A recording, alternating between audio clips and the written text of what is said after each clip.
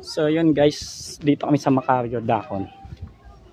So napapansin nyo, nagsasalita ako, medyo hinihingal ako. Kasi yung terrain ng lupa dito, hindi siya common. So up and down, so medyo may hingal ako. Ako guys, malakas na yung bahagi ako, pero iba yung hingal, parang umaakit ng bundok, literal na bundok. Kita yun, up and down. Ayun, up and down. Tapos ito pa, down na down. Ito yan, nakita nyan, pababang pababa. Okay, so hindi yan dinadaanan ng motor, kasi tingnan nyo naman guys, oh. Ito, oh. Wow. So akit kami ngayon. So nandito yung taas. Yan.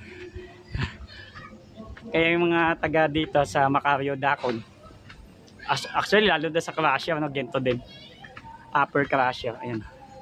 So pagka mahina pa rin ng motor mo, huwag ka na bumaba dito.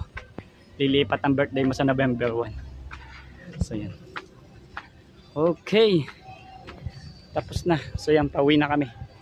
Sold na. Salamat.